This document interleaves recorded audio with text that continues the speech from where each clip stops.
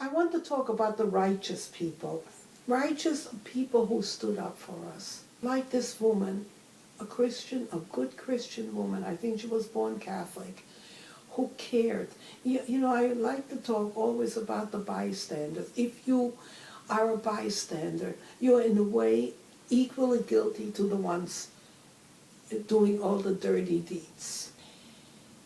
When I went to school, first grade, I never finished my first grade. I lost 8 years of schooling in my life, 8 years. So Jewish children had to go to a separate school. I had to travel every day, first to walk to the train station, then take an hour train ride. It became difficult. When at age 6, everybody from age 6 in Germany and Austria had to wear the yellow star.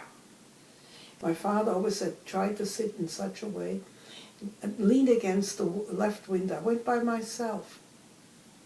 And so he wanted you to sit where? Left side, to lean against the window. They had to be over the left side. So no one because I could see? went by myself. They had to work. Okay. And slave labor type. And I remember once, you know, there were always some rowdy boys yelling, you dirty Jew, blah, blah, blah, you know. And there was a Christian woman who saw me. She wasn't supposed to talk to me, and she didn't. She walked over to me with a little bag, a brown paper bag with rolls, and put it next to my seat, walked away. To this day, I remember the kind deed of this woman. It was a small act for her.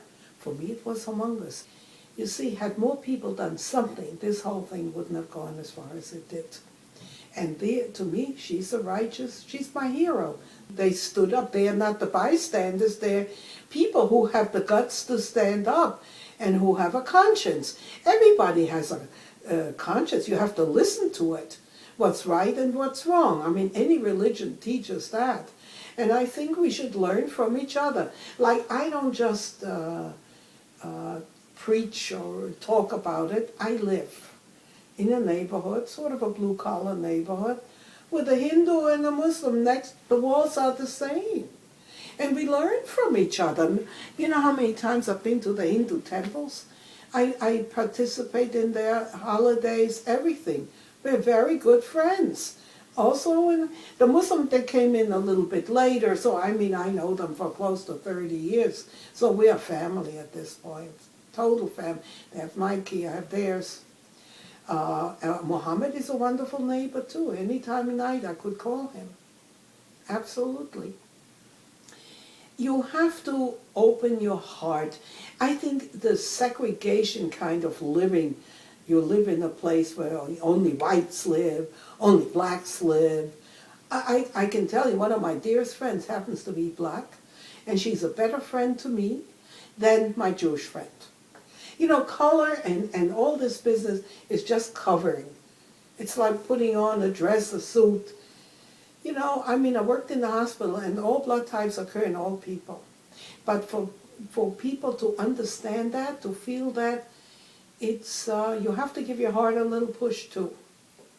And if we don't, I think we're doomed. But of course, you know, we sit here and we say, well, look, if something is happening in Africa and so forth, well, it's far away, and who cares? You know, they're savages anyway. That's what people think.